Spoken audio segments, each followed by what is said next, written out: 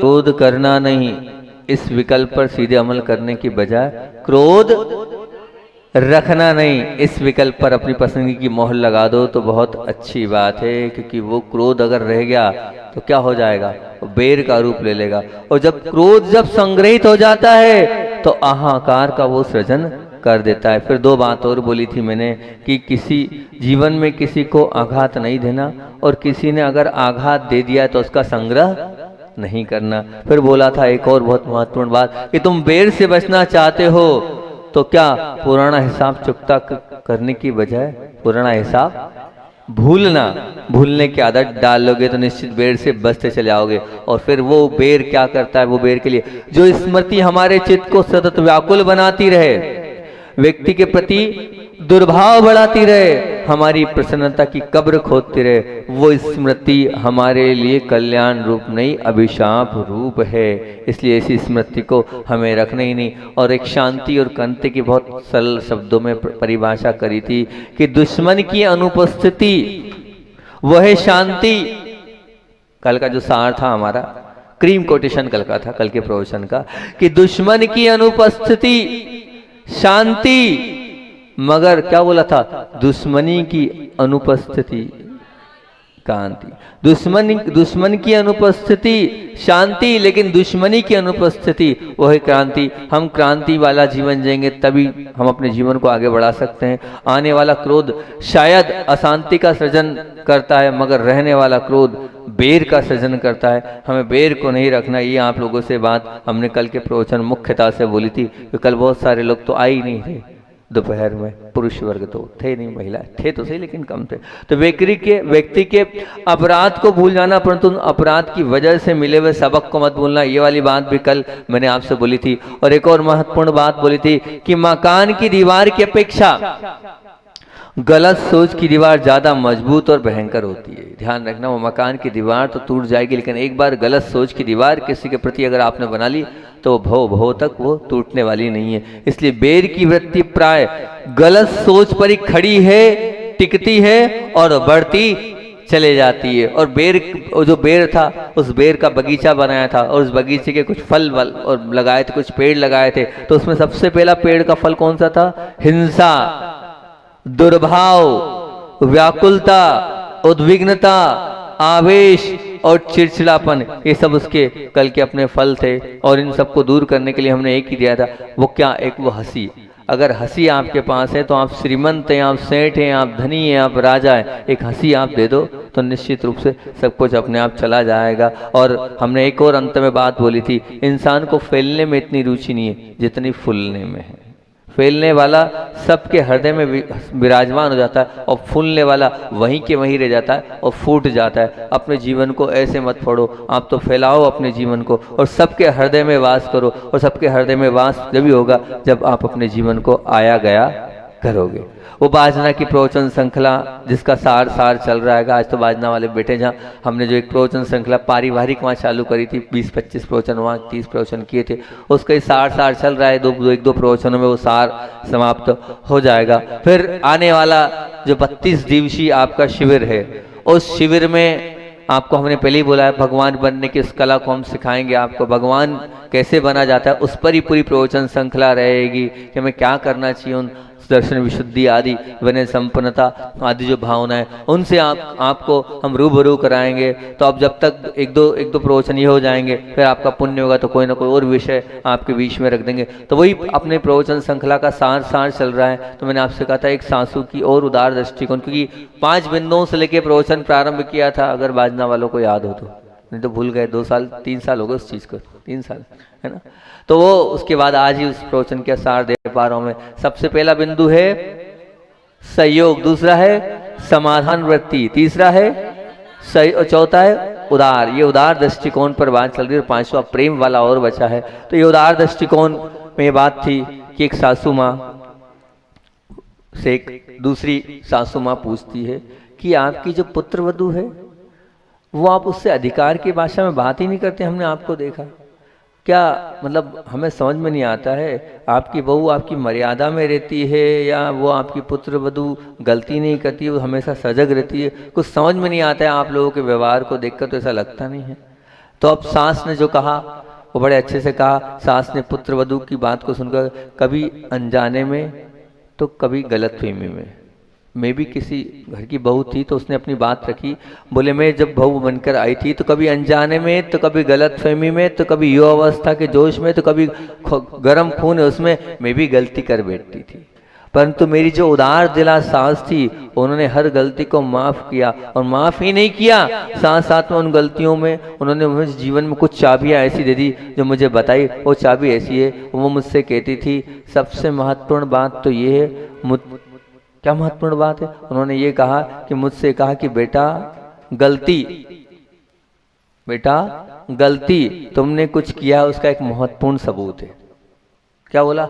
गलती तुमने कुछ किया है उसका महत्वपूर्ण सबूत है, जो कुछ करता है उसी से गलती होती है, इसलिए गलती हो जाने की चिंता मत करना। जो कुछ करता है उसी से गलती होती है, इसलिए गलती की चिंता मत करना। हाँ, इतना जरूर है कि गलती दूसरी बार ना हो इसका पूरा पूरा ध्यान रखना, गलती और दोबारा ना हो इस बात में सजग और सावधान रहना तो बहुत अच्छा होगा। बस मेरी सास ने मुझे हमेशा इसी प्रकार की शिक्षा दी है, और आज मैं भी अपनी पुत्र वधू को इसी प्रकार की शिक्षा देती हूँ। और गलती हो भी जाती है तो ये तो ऐसा नहीं, परंतु मैं तो क्या कहती हूँ, कभी कभी मर्यादा हमने भी नहीं तोड़ी है तो निश्चित वो भी हमारी मर्यादा को नहीं। और सबसे बड़ी बात तो एक और है, बहुत अच्छी बात उन्होंने बोली। वो क्या बोली? शादी करने के बाद, मतलब शादी करने के बाद जैसे एक बहू मेरे घर में आई है, ऐसी मेरी बेटी भी तो किसी घर की बहू बनी है। क्या मेरी बेटी से गलती नहीं होती होगी? और जब मेरी बेटी से गलती होती है तो क्या उसकी सासू माफ नहीं करती होगी? बस तो फिर मैं ये मानती हूँ कि जब मेरी बेटी गलती करती है सास माफ करती है, तो ऐसे ही मेरी बहू है ये बेटी के समान है, इससे गलती हो भी जाए तो इसको क्षमा करना चाहिए, इसको माफ करना चाहिए, इसको सिखाना चाहिए। हर काम नया नया होता है, और वो शादी होकर एक नए घर में आई है, अब नए घर के कायदे कानून रूल्स, वो अभी तक आज़ादी में घूमी है और यहाँ आई है तो अब कुछ ना कुछ हो जाए तो उसको इतनी जल्दी हमें माइंड नहीं करना चाहिए, ये ऐसी है ये वैसी, ऐसा नहीं करना चाहिए। निश्चित ये मान के चलना। एक बात ध्यान रखना, पानी में गिरता हुआ पत्थर जहां पर गिरता है वहां तरंग पैदा करता है। देख लेना, पत्थर को फेंकना, जहाँ गिरेगा वहाँ बिल्कुल निश्चित रूप से वो तरंग पैदा करेगा, ये सत्य है, इसमें कोई भी नहीं है, इसको मत भूलना।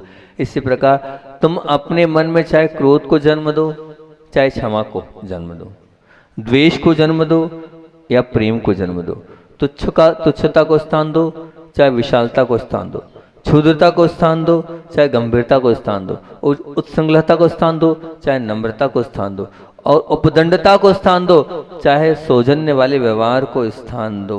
लेकिन ये निश्चित मानने वाला कि सामने वाले को लाभ चाहे हो चाहे नहीं हो, परंतु सबसे पहले लाभ भी आपको होगा और नुकसान भी आपको ही होने वाला है। आपने नेगेटिव किया, गलत व्यवहार किया, उसका बिगड़े चाहे नहीं बिगड़े, लेकिन तुम्हारा निश्चित बिगड़ेगा। तुमने अच्छा व्यवहार किया, उसका अच्छा हो चाहे नहीं हो, लेकिन तुम्हारा अच्छा निश्चित रूप से हो जाएगा। ये निश्चित मान के चलना। जैसे पत्थर गिरता उस पानी में, लहर आती है, तो लहर जैसे आती है ऐसी लहर तुम्हारे कर्मों में आएगी। इसलिए हम अपने आप को देखें कि हमारा व्यवहार कैसा है, सामने वाला कैसा है, उसको हमें भूलना है। तो तुम प्रसन्नता की अनुभूति करना चाहते हो, निर्भय बनना चाहते हो, स्वस्थ रहना चाहते हो, तो एक ही काम करो, अपने हृदय में तमाम प्रकार की उदार दृष्टियों को आत्मसात कर लो।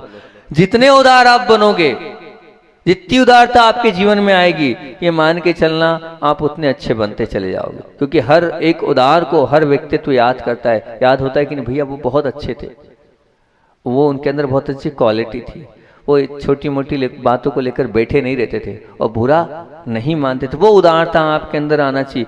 क्रोध की राह अपनाकर मिल जाने वाले समस्त, अगर क्रोध है आ भी रहा है तो आप क्रोध की राह को अपनाकर मिल जा सकने वाली जीत पर चौकड़ी मारकर क्षमा की राह अगर आपने अपना ली तो सब निश्चित अपने आप आपका अच्छा होता चला जाएगा। बस आप तो क्षमा धारण कर दो, वो एक उदारता का प्रतीक है। माफ करते चलो, वो एक उदारता का प्रतीक है। ध्यान रखना, वो आकाश में उड़ने वाली चील का प्रतिनिधित्व करने वाला जो ऊपर उड़ रही है ना, वो कहाँ उड़ रही है? बोले वो आकाश में उड़ रही है, उसका प्रतिनिधित्व करते हुए, बल्कि मैं कह रहा हूँ वृक्ष के बीच में बैठी वो चिड़िया जो वहां सोई है, बैठी घोंसले में, उसका प्रतिनिधित्व करो। मतलब क्या हुआ? मतलब ये हुआ सबसे ऊपर रहकर बड़े बनने की महत्वाकांक्षा को त्याग कर, बड़े बनने की महत्वाकांक्षा को त्याग कर और महान बनना है तो महत्वाकांक्षा को त्याग कर क्या करना है, जो दूसरे हैं उनको आप बड़ा बनाते चलो, उनको आप ऊंचा उठाते चलो और उनको आप उत्कृष्टता की ओर ले जाते चलो, तो निश्चित ये मान के चलना सब कुछ अपने आप ठीक हो जाएगा। लेकिन होता क्या है, उदारता हमारे अंदर इतनी नहीं है, हम ही अपने आप को बड़ा मानते हैं, हम ही अपने आप को सब कुछ मानते हैं, हम ही करने वाले, हमारे माध्यम से ही होता है, मैं हूं तो काम हो रहा है, मैं नहीं हूं तो काम नहीं हो रहा है। ये मानसिकता बना ली है कि घर में कुछ हो रहा है तो मेरे कारण हो रहा है। ये आप गलतफहमी मत रहना, आपके कारण हो रहा है ये धारणा मत बनाना, मैंने किया ये धारणा मत बनाना। लेकिन लगभग सभी लोग इस धारणा के शिकार हो जाते हैं कि मेरी वजह से हो रहा है और मैं कर रहा हूँ। बताओ ये जितनी सासू माँ, जितने बड़े लोग बैठे हैं, वो ये मानते हैं कि नहीं, मानते हैं कि नहीं कि मैं करने वाला हूँ, मेरे माध्यम से हो रहा है, मैं हूं तो हो रहा है, मैं नहीं हूँगा तो इनका क्या पता क्या होगा। सबकी ये भावना ध्यान रखना, सब अपनी अपनी किस्मत को लेके आए और सब अपना अपना खुद का लेके आए। आपके माध्यम से कुछ नहीं हो रहा है और ना आपके माध्यम से कुछ होगा। आप उदार दृष्टिकोण रखें, ये मत माने कि मेरे माध्यम से हो रहा है या मैं करने वाला हूँ या मैं हूँ तो घर चल रहा है, बिल्कुल नहीं। अपनी बहुत अच्छी एक कहानी याद आ गई, सत्य घटना आपके बीच में रखना हो, याद आ गई तो सुन लो, आप काम की है, आपकी है। हो सकता है आपकी लोभ वृत्ति भी इससे खत्म हो जाए, हो सकता है आपके अंदर ये जो भाव है ना कि मैं करने वाला हूँ, ये मैं पना, ये खत्म हो जाए और एक उदारता आपके अंदर आ जाए। एक भाई गांव से, सत्य घटना, एक भाई गांव से शहर की ओर पहुंचा और आपको बताइए छोटे गांव में बेरोजगारी है, रोजगार मिलता नहीं है। अब गांव की ओर पहुंचा और गांव की ओर पहुंचा, जब गांव की ओर पहुंचा वो तो नौकरी की तलाश में एक दुकान के आगे खड़ा हो गया और अंदर जाके बोला, सेठ जी काम है, मिल सकता है क्या मुझे? कहाँ रहते हो? पास के गांव में रहता हूँ। क्या करोगे? आप जो कराना चाहे वो कर लूंगा मैं। कितने रुपए महीना लेना चाहते हो? जरूरत तो है, आप जितना आप दे दो, क्योंकि मेरा पूरा परिवार है और मैं खेती करता हूँ, लेकिन मेरी खेती जो है वो पानी इस प्रकार से गिरा है कि कुछ बचा नहीं है। अब जो आप जैसा आप कर दो, मैं तैयार हूँ। छोटी मोटी खेती, किसान आदमी। उन्होंने कहा ठीक है कोई बात नहीं, समझदार लग रहा है, और उसको नौकरी पर रख लिया, नौकरी पर उसको रख लिया भाई को, ठीक है ना। अब हुआ ये कि उसके नौकरी के आते ही हुआ कि जो पहले 2000 का बिक रहा था वो 4 का हो गया, 5 का हो गया, 8 का हो गया, 10 का हो गया, वो बिक्री बढ़ती चली गई। बिक्री बढ़ती चली गई तो सेठ ने सोचा गजब है यार, ये जब से आया है तब से भाई दुकानदारी तो मेरी बढ़ती चली जा रही है, बढ़ती चली जा रही है। और फिर मैंने आपसे कहा ना कि जो उदार होता है, जो अच्छा होता है, जब वो नहीं रहे तो उसकी बहुत याद आती है कि यार वो नहीं है। बस ऐसे हुआ, एक बार वो भाई जो है वो नहीं आ पाया। अब वो नहीं आ पाया तो कोई सब मोबाइल का जमाना तो था नहीं कि बता दे क्या है, कैसा है, किस प्रकार से। वो जब नहीं आया तब सेठ को समझ में पड़ा अपने आप वो जो सेलिंग थी वो डाउन हो गई, क्योंकि उसका व्यवहार ही इतना अच्छा था, वो इतने प्रेम से बात करता था, ग्राहक आता था 4 बात बताता था, पानी नाश्ता चाय का और आओ, बहुत प्रेम से मुस्कुराहट से बात करता था। अब वो जो नौकर था वो नहीं आया, सेठ को समझ में आ गया यार जो आज मैं बना हूँ वो उसी की वजह से बना हूँ, वास्तविकता में वो उसका ही पुण्य है या उसका ही प्रभाव है जो मेरी सेलिंग इतनी बढ़ गई थी। अब वो जब आया तो उसने मैं गलत कर रहा हूँ इसके साथ, जितना मैं पैसा दे रहा हूँ इसको पैसा बढ़ा के देना चाहिए। और उसने कुछ नहीं पूछा क्यों नहीं आया, क्या नहीं आया, वो भी सेठ जी से विनय पूर्वक आंख बंद करके हमें नतमस्तक, ये बताता ही नहीं था क्या है क्या नहीं है। अब वो उन्हें भी कुछ पूछा नहीं क्यों नहीं आया क्या है, अपने आप काम पे आने लगा। और जब तनख्वाह की बारी आई तो उन्होंने जितनी तनख्वाह थी उससे कुछ बढ़ाकर उसको दे दी। उन्हें गिनी और गिनने के बाद मालिक गलती से आपने पैसा ज्यादा दे दिया, मालिक गलती से आपने पैसा ज्यादा दे दिया। और पैसा वापस देने लगा, बोले नहीं नहीं मैं खुशी से तुम्हें ये पैसे, तुम्हारी तनख्वाह मैंने आगे रख के बढ़ाई है, तुम्हारी मेहनत है, तुम्हारे पास क्वालिटी है, इसलिए मैंने तुम्हें पैसे बढ़ाई है। तो बोले ठीक ठीक ठीक, बोले समझता हूँ मैं, तुम नहीं आए तो मैं जानता हूँ कितना है, तुम्हें बहुत आवश्यकता है मुझे। अब बस इतनी शब्द बोल दिए और वो ले नहीं रहा था, फिर वो मुस्कुराने लगा। तो सेठ जी को बड़ी आशा थी गिर पड़ेगा, धन्यवाद कहेगा, हे मालिक आप तो भगवान हो, ये है वो, एक शब्द नहीं बोला। अब बहुमान था उनको, अभिमान था पैसे का, लेकिन अब कुछ नहीं बोला, लेकिन मन सकोच के रह गए, वो कुछ नहीं बोला। इसने नौकर ने पैसा बढ़ा दिया, बिना बोले बढ़ा दिए, बिना उसके बढ़ा दिए। गुस्सा तो आ रही थी उनको, लेकिन वो कुछ नहीं बोले। फिर हुआ ये कि कुछ दिनों के पश्चात फिर वो नहीं आया। तो जब वो नहीं आया तो जो सेठ जी थे वो मनी मन कोसने लगे, ये छोटे लोग होती ऐसे हैं। इससे मैंने बोल दिया ना तू नहीं आया तो समझ में आ गया, तो फिर वो पैसा बढ़वाना है उसको, ये समझ में आ रही है उसके तरीके, ये फिर पैसा बढ़वाना चाहता है इसलिए ये नहीं आया हैगा। अब वो गुस्से में तो थे ही, अब गुस्से में थे तो अब वो आया, तो जब उनकी तनख्वाह की, अब कुछ पूछा नहीं ताछा नहीं और वो भी अपना काम में लग गए। जब तनख्वाह के समय बात यही देने की तो उन्होंने पैसे गिन के दिए।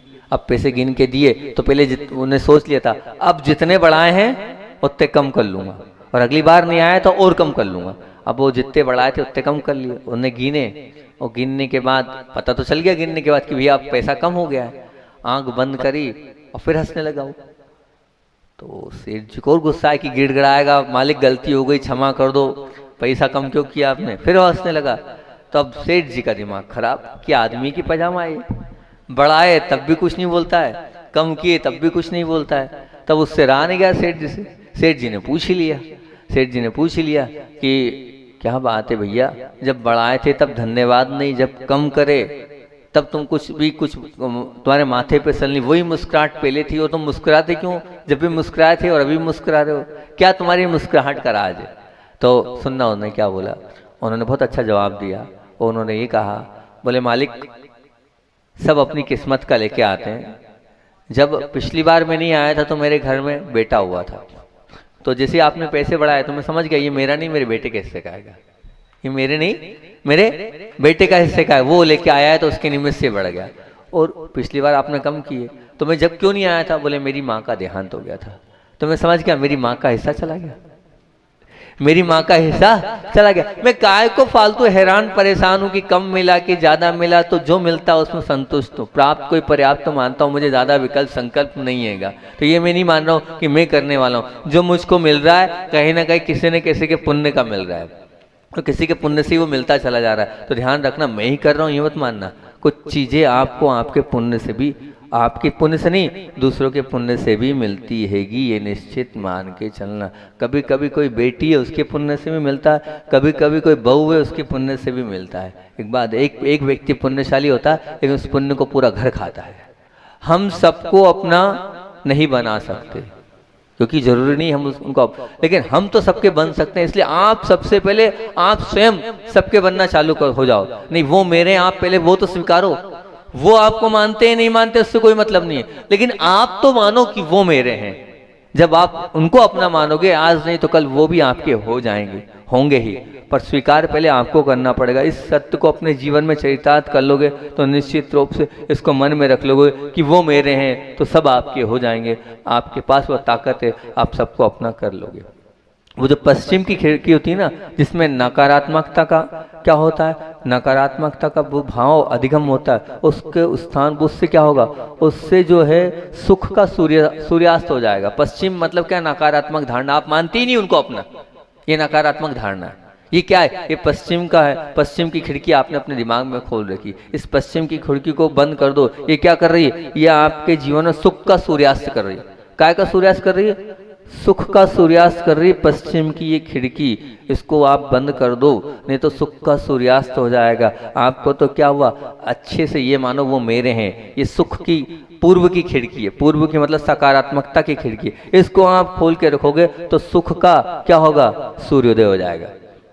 काय का सूर्योदय हो जाएगा, सुख का। सुख का सूर्योदय अगर चाहते हो तो आपको अपने जीवन में हमेशा सबको अपना मानना होगा। वो माने चाहे नहीं माने, मुझे उन्हें अपना मानना है, वो मेरे सब कुछ है, तो अपने आप सब कुछ होते चले। इस हकीकत के साथ अगर आपने अपने मन में इस बात को अगर बैठा लोगे तो निश्चित मान के चलना, इस राह पर अगर आप कदम बढ़ाओगे, इस संकल्प को अपने जीवन में रखोगे, इसको अपने अंतःकरण में रखोगे, तो आपके अंदर प्रसन्नता का स्वर्ग उतर जाएगा। सिर्फ इतना आप सोचने भर से कि ये मेरे हैं, और वो चाहे हो चाहे नहीं हो, ये निश्चित मानना प्रसन्नता के उस गगन में आपको विचरण होने लगेगा। लेकिन आप मानो तो वो मेरे हैं, जब तक आप उनको मेरा नहीं मानोगे तब तक वो मेरे बनने वाले नहीं हैं। इस धारणा को पक्का आप बना के रखो। क्योंकि समस्त विश्व में एक बात हमेशा और याद रखना, इस जगत में अपेक्षा रखने की इजाजत है। क्या बोल रहा हूं, अपेक्षा रखने की इजाजत है, परंतु अपेक्षा पूर्ति का आग्रह रखने की इजाजत नहीं है। अपेक्षा खूब रखो, अपेक्षा रखने की बात नहीं कर रहा हूं, लेकिन अपेक्षा की का आग्रह रखने की जो है वो इजाजत नहीं है, बिल्कुल ना मान कर लेना। क्योंकि जिस मैं संबंध में जो भी संबंध है उस संबंध में पुख्तता या कहना चाहिए परिपक्वता दोनों आती है, उसमें अपेक्षा पूर्ति का आग्रह कभी कभी उस संबंध को विच्छेद में बहुत बड़ा कारण होता है। और वही अपेक्षा पूर्ति का ही आप वो हमारे मन में बैठा रहता है, ये ऐसा करे, और जब वो वैसा नहीं करते हैं तो अपने आप वो संबंध टूटते चले जाते हैं। भैया है ही नहीं सामने वाले के अंदर वो क्वालिटी, तो आप विकल्प कर क्यों रहे हो? तो मैं जैसे मान लो आसमान से वो बरसने वाला पानी भी यदि गटर में जाता है तो अशुद्ध बन जाता है। बिल्कुल अच्छा पानी गिरा है, लेकिन वो जैसी गंदगी नाली में जाएगा तो शुद्ध।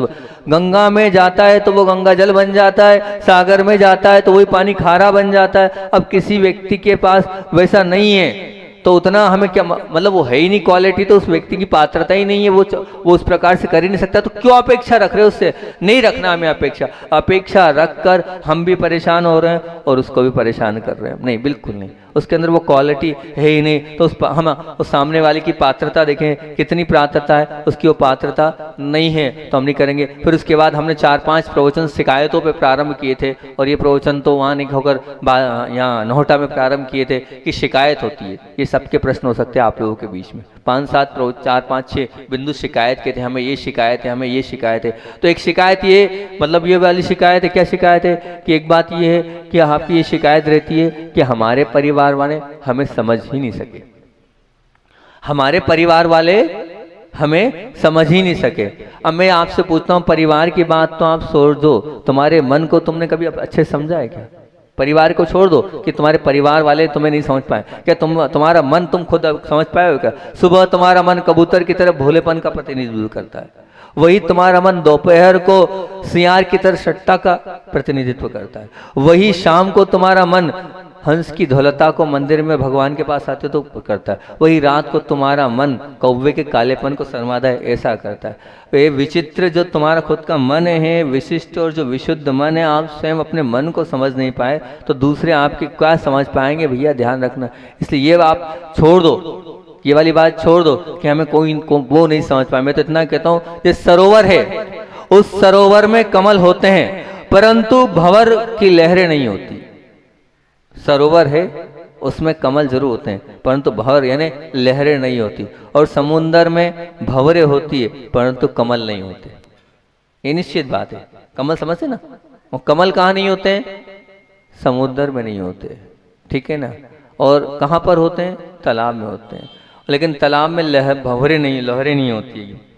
मन में तो कमल और भंवर दोनों होते हैं, मन का कोई भरोसा नहीं, उसमें भंवरे भी होते हैं और क्या होता है, और कमल भी होता है। इसलिए अपने मन के कमल को विकसित करना अगर चाहते हो तो तुम्हारे परिवार वाले तुम्हें नहीं समझ पाए, इसको छोड़कर तुम तो अपने मन को अखंडित रखना चाहते हो, वो समझे हो या ना समझे हो। हम पहले अपने स्वयं के मन को समझे, फिर दूसरा प्रवचन हमने इस पर किया था। हमें एक शिकायत होती है, क्या सबके मुंह से शिकायत निकलती है? क्या निकलती है? हम अपनी हमारा उपयोग हमारी स्वार्थ पुष्टि के लिए किया जाता है, और हमारा उपयोग किया जाता है, काम में लिया जाता है और फिर बाद में छोड़ दिया जाता है। क्या हम एक स्वार्थ पूर्ति के लिए हैं? क्या हम काम के लिए हैं? ये इतना ही हैगा। तो मैं आपसे उसका भी बहुत प्रवचन में हमने कहा था, उसको बस मुख्य पॉइंट में आपको बता देता हूँ। इसमें उपयोगी बनने से एक बात ध्यान रखना, आप अगर किसी के उपयोगी बन भी रहे हो, स्वार्थ पुष्टि अगर हो भी रही है, तो ये ध्यान रखो हमें भी तो बहुत सारी सुविधाएं उनके माध्यम से मिलती है।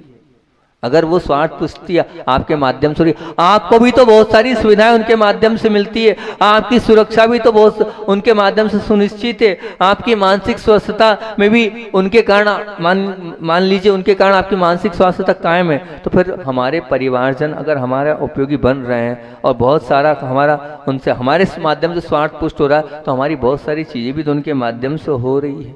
और एक अंत में बात ये उस दिन प्रवचन में बोली थी हमने कि आज तक, बहुत काम की बात, आज तक हमने दुख के समय ही परमात्मा को याद किया है, फिर भी परमात्मा ने हमें सहायता करने से या मंदिर में आने से मना नहीं किया। और मंदिर में अब मत आना है, मतलब क्या, जब दुख होता है तभी परमात्मा स्वार्थ में याद आते हैं, और तब बाकी समय याद तो आते नहीं है।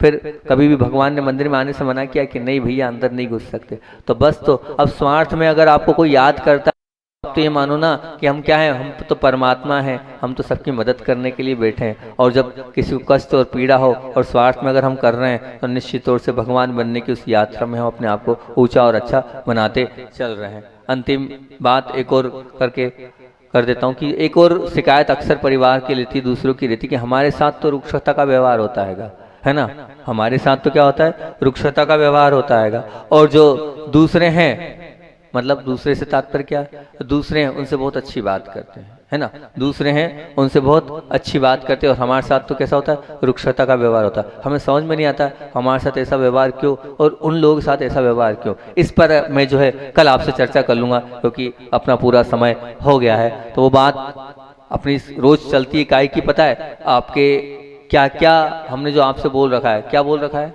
अपने अपने क्या लिख बताओ, कर्तव्य जिम्मेदारी। लेकिन बहुत कम कागज आए, फिर भी एक आकांक्षा पल्लवी जैन का एक कागज है कि परिस्थिति, परिवार की परिस्थितियों और जिम्मेदारियों को समझना और उपस्थिति में साथ देना। बहुत बढ़िया बात लिखी कि परिस्थिति और मतलब परिवार की क्या परिस्थिति है, उस परिस्थिति को समझना सबसे बड़ी बात है, उस परिस्थिति में साथ देना।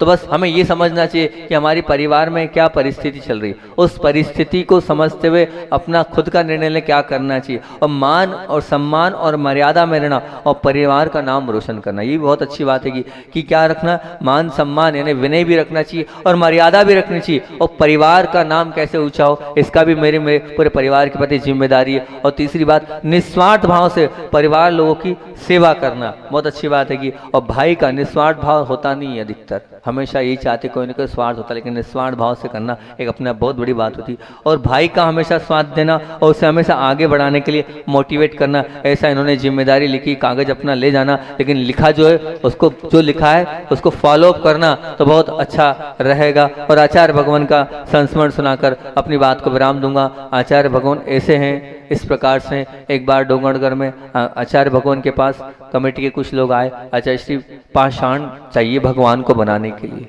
आचार्य श्री ने आंख बंद करी और एक स्थान ऐसा बता दिया जहाँ पत्थर मिलने की कोई मतलब सोच भी नहीं सकता, और आचार्य श्री ने वो स्थान दे दिया। बोले ब्रह्मपुर है खंडवा के पास, वहाँ चले जाओ और इस स्थान पे चल जाओ, वहाँ आपको पत्थर मिल जाएगा। अब आचार्य श्री ने कहाँ से बोला पत्थर, बोले बिजोलिया चल जाओ तो समझ में आया, मकराना चल जाओ तो समझ में आ रहा है, ये पठारी चल जाओ तो समझ में आ रहा है, ब्रह्मपुर महाराज जहाँ कुछ है नहीं। ठीक है, आचार्य भगवान ने कहा है तो चलो। वहाँ पहुंचे, वहाँ पहुंचने पता किया, बोले जो स्थान बताया, बोले भैया पहले बहुत पहले निकलता था, अब नहीं है, अब यहाँ कोई पत्थर नहीं निकलता, साल हो गए कोई पत्थर नहीं निकलता, कोई खदान नहीं। फिर आचार्य श्री पास पहुंचे, बोले गुरु पर क्या इतना विश्वास नहीं है, जब मुख से निकल गया है तो वहाँ तलाश करो, निश्चित रूप से मिलेगा। तब बेचारे सब पूरे कमेटी वाले वापस पहुंच गए, दूसरी बार वहाँ पहुंचे, वहाँ एक जगह देखी जहाँ ऐसा लगा, और वो जो है उस पर खोदना प्रारंभ किया, खोदते खोदते थक से गए वो, फिर वो परेशान हो गए। फिर लेकिन एक वहाँ के एक व्यक्ति थे, बोले देखो गुरु के मुख से निकला है और जितना अब जैसा पत्थर चाहिए वो यहीं निकलेगा, उनने बोला है तो कुछ ना कुछ होगा। और वो खोदते रहे, 8 दिन तक खोदा, 90 दिन उनको वहाँ से वो एक ऐसा पाषाण वहाँ से उनको मिला जो भूतो न भविष्यति। वो आश्चर्यचकित हो गए कि यार, वो लोग वहाँ के आसपास वाले कहने लगे ऐसा कैसे, यहाँ पत्थर था ही नहीं, पत्थर निकला कैसे। लेकिन आचार्य जी ने बताया था इतनी दूर जाना, इतने इतने इतने में खोदना मिलेगा, और निश्चित रूप से मिला। अब वो तो उनके ज्ञान का अच्छी ऑप्शन था कि उनको किसने बताया, कैसे मिला, वो पत्थर अपने आप मिल गया। तो ऐसे हमारे आचार्य भगवान है जो क्या थे, निमित्त ज्ञानी कह दो। आप लोगों के मन की बात आप लोग वैसे रविवार को रख रहे हो, उन्हीं शिकायतों में मैंने आपसे 2 शिकायत तो पूरी कर दी थी, कल तीसरी शिकायत कर रहा था। वो शिकायत ये थी कि अक्सर परिवार के एक दूसरे के साथ प्रेम के साथ, मतलब दूसरों के साथ तो अच्छे से व्यवहार करते, लेकिन हमारे साथ क्या करते हैं, रुक्षता से बात करते हैं। ये कोई इंसानियत है क्या कि सबसे तो बहुत अच्छी बात करते हैं, लेकिन हमसे कैसा व्यवहार करते हैं, रूखा व्यवहार करते हैं। ये बात होती है। तो बहुत अच्छा उत्तर मैंने इस पूरा प्रवचन दिया था, छोटे से मैं इसका उत्तर देता हूँ। मैं सब सुनना और समझने का प्रयास करना और मुझे जवाब भी देना। मनुष्य अन्न यानी अनाज के प्रति जितना जागृत होता है उतना जागृत जल के प्रति नहीं होता है। होता है क्या बताओ? नहीं होता। और उतना जागृत जल से ज़्यादा उतना ही जागृत प्राणवायु के लिए नहीं होता है। मतलब मनुष्य को अन्न भी चाहिए, जल भी चाहिए और प्राणवायु भी चाहिए, लेकिन जितनी जागृति या जितनी उसके अंदर मोह अन्न के प्रति है उतना जल के प्रति नहीं है और उतना प्राणवायु के प्रति नहीं है। ये वास्तविकता क्या कह रही है? अन्न के बिना आप महीनों तक रह सकते हो और जल के बिना आप कुछ दिन तक रह सकते हो, लेकिन आप ये बताओ वो प्राणवायु है, उन प्राणवायु के बिना तो आप चंद मिनट भी नहीं रह सकते हो। फिर भी अन्न से ज्यादा आप किसकी उपेक्षा करते हो? जल की। और जल से ज्यादा किसकी उपेक्षा करते हो? वो प्राण वायु की अपेक्षा करते हो। कारण क्या है? अन्न से जल अधिक सुलभ है, अन्न से जल अधिक सुलभ है, और जल से प्राण वायु अधिक सुलभ है। होना चाहिए, क्योंकि जो अपना होता है, जो अपना खून होता है, उसी पर तो रूठा वाला व्यवहार किया था। इस पर एक बहुत बड़ा संस्मरण आचार्य श्री का मैंने सुनाया था, अब दोबारा वो हो जाएगा। और इतनी बात है, मैंने मेरे जीवन में एक बहुत बड़ी गलती करी थी और आचार्य श्री जी ने मुझे डांटा था। अब वो तो सुना नहीं रहा हूँ, पर उसका पूरा सार बता देता हूँ कि मुझे गुरुदेव ने डांटा था। वो जरा सा वो डांटना मुझे इतना लगा कि मैंने एक लाइन गुरुदेव की आज्ञा से आज तक नहीं पढ़ी। आज 14 साल संघ में रहते रहते हो गए और आचार्य श्री ने मुझ पर विश्वास नहीं किया। मुझ पर मैं इतना ज़्यादा टेंशन में आ गया था, इतना ज़्यादा डिप्रेशन में आ गया था, अपने आप को इस प्रकार से मैंने कर लिया था। क्योंकि वो तो ठीक है, पूरे संघ के साधु मुझे टोकते थे, खूब करो, एक एक लाइन पूछो, अब देख लो क्या हो रहा है, क्या हो रहा है, क्या हो रहा है। अब तुम्हें बार बार गुरुजी हाईलाइट कर रहे हैं। अब वो गुरुदेव हाईलाइट मुझे कब कर रहे हैं, वो तो मैंने इतना डिप्रेशन में आ गया था। ये वास्तु की लाइन और प्रतिमा की लाइन, और इसमें कभी पहले था इंटरेस्ट दीक्षा के पहले, 14 साल उठा के नहीं देखा, लेकिन फिर वो इतना मन खराब हुआ कि जिनवाणी माँ को एक तरफ रख दिया। और 1 साल तक एक जुनून था मेरे अंदर, पूरे शास्त्र पढ़ डाले मैंने वास्तु के, कोई शास्त्र बचने नहीं दिया, ऐसा वो जुनून मेरे अंदर छा गया था। लेकिन बाद में मुझे पता चला कि गुरुदेव मुझे बार बार इसलिए डांट रहे थे कि मैं सबको नहीं कह सकता हूँ, लेकिन तुम्हारे माध्यम से सबको बता सकता हूँ। लेकिन वो मुझे 1 साल बाद उनकी बात से लगा कि वो, क्योंकि वो बार बार डांटते थे, और जो जबकि वो गलती मेरी नहीं थी, और मुझसे ज्यादा दूसरे लोग गलती कर रहे थे, मुझसे ज्यादा दूसरे लोग गलती कर रहे थे, उनसे कुछ नहीं कहा जा रहा था, और मुझे बार बार पिंचिंग, वो भी सबके बीच में किया जाता है। मैं बहुत ज्यादा उस चीज को लेकर टेंशन में आ गया। ये बात मुझे बाद में समझ आई कि गुरुजी सबसे ज्यादा मुझे चाहते, मुझे अपना मानते, उन्हें ऐसा लगता है ये मेरी बात को बुरा नहीं मानेगा, ये मेरी कमी है कि उनने तो मुझे अपना माना, लेकिन मैंने उन्हें अपना नहीं समझ लिया। तो ये बात ध्यान रखना, कोई अपने वाला आपको अगर डांटता भी है तो ये मान के चलना वो आपको अपना मानता है, इसलिए अधिकार के साथ डांट रहा है, और अधिकार के साथ अगर डांट रहा है तो आप ये समझ लेना कि कुछ ना कुछ इसमें हमारा भला है। कभी कभी ये शिकायत होती है, व्यक्ति अपनी गलती स्वीकार नहीं करता है, तब बहुत मन खराब हो जाता है। अरे कम से कम गलती तो स्वीकार करे कि मैंने गलती करी है। होता है कि नहीं बताओ? प्रैक्टिकली होता है ना कि सामने वाला गलती स्वीकार नहीं कर रहा है, तो उसका भी बहुत, इस पे पूरा एक प्रवचन हमने आप किया था, उसका सार आपको बता देता हूं कि भूमि यदि बंजर होती है तो उस भूमि में बोया गया स्वस्थ बीज भी उगता नहीं है। भूमि अगर बंजर होती है तो उसमें स्वस्थ बीज भी अगर बोया तो वो उगता नहीं है। भूमि उपजाऊ होने के बाद बीज अगर सड़ा हो, जला हुआ हो, तो भी बीज अंकुरित नहीं होता है। और लोहा अगर मान लीजिए जंग वाला होता है तो पास में अगर लोहा पड़ा है, चुंबक भी हो, वो उसे खुद की ओर खींच नहीं सकता है, क्योंकि लोहे पर अगर जंग होगी तो चुंबक भी खींच नहीं पाएगा। निश्चित मान के चलना। बस इसी तरह इस समस्या का यही समाधान है कि अगर सामने वाले की पात्रता ही नहीं है, वो अगर स्वीकार करना ही नहीं चाहता अपनी गलती को, तो जैसे भूमि बंजर हो तो क्या होगा, लोहा जंग वाला हो तो क्या होगा, तो आपने उसी तरह ये मानो ना कि सामने वाले की पात्रता ही नहीं है, वो गलती स्वीकार करना ही नहीं चाहता है, तो फिर खत्म कहानी, क्यों फालतू परेशान हो, और तुम्हारा ही पुण्य होगा जो वो स्वीकार नहीं कर रहा। कोई व्यक्ति खुद की गलती स्वीकार ना करे, उसमें उसकी गलती है, परंतु उसकी गलती, उसकी अस्वीकारता से हम अपना मन क्यों खराब कर रहे हैं, हम अपने मन को क्यों हैरान परेशान कर रहे हैं? नहीं, कि बिल्कुल नहीं। किसी की गलती की सजा आप क्यों भुगत रहे हो? किसी की, उस दिन का क्रीम कोटेशन था हमारा ये, कि किसी की गलती की सजा हम क्यों भुगते हैं, हम क्यों परेशान हो? नहीं, वो नहीं स्वीकार कर रहा, वो जाने, लेकिन हमें अपनी उसकी गलती की सजा हमें नहीं भुगतना है। फिर अगला अपन ने प्रवचन किया था उसमें कि किसी की ये शिकायत होती है कि घर में हमारे साथ अन्याय होता है, किसी की शिकायत होती है घर में हमारे साथ अन्याय होता है, तो बात तो ठीक है, बाजार में हो, संस्था में हो और व्यवहार में हो, और अन्याय की बात एक बार फिर भी ठीक है, लेकिन अपना ही परिवार, अपना ही खून, अपने ही वाले हमारे साथ अन्याय करते हैं, न्याय से बात नहीं करते, क्या उचित है? बहुत अच्छी बात है। मैं एक बात आपसे, उसी में मैंने कहा था कि एक बात आप ध्यान रखना, तुम्हारे मन की दीवार में अंकित कर लेना, जो अन्याय सह सकता है, जो अपमान झेल सकता है, जो अवहेलना को सह सकता है, वही परिवार में रह सकता है, वही परिवार के साथ आत्मीयता को रख सकता है। ध्यान रखना, वास्तविकता ये कि न्याय के लिए लड़ना, न्याय के लिए लड़ना पड़ता है, जबकि समाधान के लिए छोड़ना पड़ता है। उस दिन का क्रीम कोटेशन, न्याय के लिए लड़ना पड़ता है और समाधान के लिए छोड़ना पड़ता है। बताओ आप क्या है?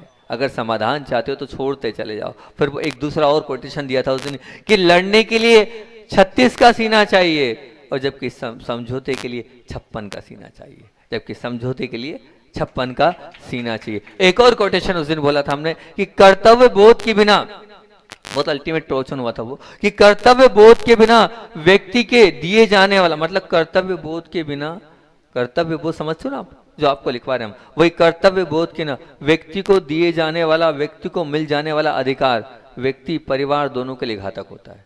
आप अगर बड़े हैं, ध्यान सुनना, बड़े लोग जितने बैठे हैं, आप अगर बड़े हैं और कर्तव्य बोध के बिना आप करे जा रहे हो और अधिकार आपके पास है लेकिन कर्तव्य को आप नहीं मान रहे हो, तो वो जो आपको मिला अधिकार है वो अधिकार परिवार के लिए घातक होगा, वो अधिकार परिवार के लिए घातक सिद्ध होने वाला है। और महत्वपूर्ण बात तो ये है कि अगर हमारे कर्मों में ही अन्याय लिखा है तो हम फालतू क्यों विकल्प करें, विचार करना कि ये तो क्या है, ये ऐसा ही मेरे कर्म में लिखा था, तो निश्चित तौर से सब कुछ हो जाएगा। फिर एक और अपन ने बात करी थी प्रवचन पे कि कभी ये शिकायत होती कि अपने वाले, हमें ये होता है, मेरे पास ये सब लोग लेके आते हैं कि सबके बीच में हम मान अपमान कर देते हैं, अपने वाले सबके बीच में हमारा अपमान कर देते हैं। तो उसके लिए बोल रहा हूं कि कोमल स्पर्श से पत्थर चिकना तो बनाया जा सकता है, कोमल स्पर्श से पत्थर चिकना तो बनाया जा सकता है। यदि पत्थर को प्रतिमा के अंदर रूपांतरित करना तो उस पर छेनी का प्रहार करना जरूरी है। केवल पत्थर के लिए ही नहीं, ये वास्तविकता किसी भी जड़ पदार्थ के लिए आप ले लो, अगर उसको, अगर आपको उत्कृष्ट और गौरवपद बनाना है तो पीड़ा से उसे गुजरना ही होगा और वो पीड़ा गुजरना उसके लिए अनिवार्य है। चाहे लकड़ी को फर्नीचर बनना हो, चाहे स्वर्ण को विशुद्ध बनना हो, इसके चलना। अपमान के शब्दों पर ध्यान दो, अपमान क्यों हुआ है, अगर उस पर चले जाएंगे तो समस्या का हल ही हो जाएगा। कांच का टुकड़ा, कांच का घड़ा किसी एक छोटे से कंकर से भी टूट जाता है और मजबूत घड़ा पत्थर से भी नहीं टूटता है। तो छोटी छोटी बात को आप अपमान के रूप में स्वीकार कर लोगे तो जीवन क्लेशमय बन जाएगा। क्लेश से बचना है तो कारणों के निराकरण पर आपको जाना चाहिए। कारण के निराकरण पर आप चले जाएंगे तो निश्चित तौर से सबका सब हल निकलते चले जाएगा। पर मन की विचित्र ये अवस्था है कि 50 बार किसी ने अच्छा किया, हम उस सुखद अनुभव को तो हम भूल जाते हैं, और व्यक्ति ने एक बार हमारे साथ गलत कर दिया, हम उसको बार बार याद करके उस दुखद अनुभव के साथ अपने जीवन को ले जाते हैं। ये हमारे अंदर बहुत गलत और बहुत बुरी आदत है, इसे हम दूर करेंगे तो बहुत अच्छा हमारा होता चला जाएगा। क्योंकि ये मान के चलना, अगर किसी साथ कुछ गलत अनुभव किसी का हो भी गया है तो हो गया है, किसी के साथ हुआ है, जरूर थोड़ी है कि आपके साथ भी गलत करेगा। इसलिए आप रिस्क लो, और रिक्स लो तो जरूर निश्चित है कि रिक्स है, आप रिक्स जरूर है, पर फिक्स नहीं है कि आपके साथ भी वो गलत करे। तो सबके साथ गलत किया है तो वो आपके साथ भी गलत करे, ऐसा कोई ज़रूरी नहीं है। यहाँ तक कि अपनी पूरी भावना और पूरी बात हुई थी काय की, उदारता की। एक बात और मैं रख दूँ, मेरा भाव हुआ वो आपके बीच में रख देता हूँ। पर एक विशेष प्रवचन श्रृंखला हम प्रारंभ कर रहे हैं, ठीक है ना, और लगभग मेरी प्रवचन श्रृंखला लंबे समय तक चलती है। उसके 4-6 प्रवचन तो मैं तीर्थ क्यों बनना है, उसी प्रवचन श्रृंखला को दोबारा करते हुए 4-5 जो रिपीट करते हुए प्रवचनों को आगे प्रवचन हमें करना है। लेकिन इस प्रवचन श्रृंखला का मैं आपको ये बता रहा हूँ, सब लोग इस प्रवचन श्रृंखला में पेन कॉपी लेकर बैठे, उसके जो मुख्य बंधु होंगे उसको रोज रिवाइज कराऊंगा। श्रृंखला रखी थी, उस श्रृंखला के बाद अंतिम जब श्रृंखला होती थी उसका सार देता था मैं, जैसे अभी सार दे रहा हूँ। उन सार को देने के बाद फिर प्रश्न उत्तर किए जाएंगे। और प्रश्न उत्तर में राहुल आ गया क्या? प्रश्न उत्तर में हमने ऐसा सोचा है कि इंदौर से एक श्रावक का मैसेज आया था, अभी तो बहुत सारा गिफ्ट तो आ ही गए हैं, बहुत सारे गिफ्ट तो उन्होंने भिजवाई दिए, खूब सुंदर सुंदर बर्तन भिजवाई दिए, और भी बहुत सारे गिफ्ट, पिछले साल भी उन्होंने खूब सारे गिफ्ट एलोरा में भिजवाए थे। अब इस बार सोचा है कि उस प्रतियोगिता को रखें, उन्होंने कहा कोई कुछ अच्छी महंगी चीज़ देना महाराज उस प्रतियोगिता में, तो सोने की वस्तु देने का हमने उसमें विचार किया है कि अगर उस प्रतियोगिता में आप भाग लेंगे और वो जो मुख्य बिंदु हम आप लोगों के बीच में रखेंगे, आप उनको नोट डाउन करना, नोट डाउन करने के बाद उन्हीं में से हम प्रश्न पूछेंगे, प्रश्नों का उत्तर दे पाएगा और देगा उसको अपन देख लेंगे, उस हिसाब से उस प्रतियोगिता को सेट करेंगे। तो वो स्वर्ण की जो वस्तु जो भी वहाँ से मिलकर आएगी, वो स्वर्ण की वस्तु शायद आपको मिल सकती। जो कहना है सो कह लो, ऐसे वो अंतर्यामी थे, हम भी बस उनके इस मनीषी भावना से आचार्य वन विद्यासागर जी महामुनि राज की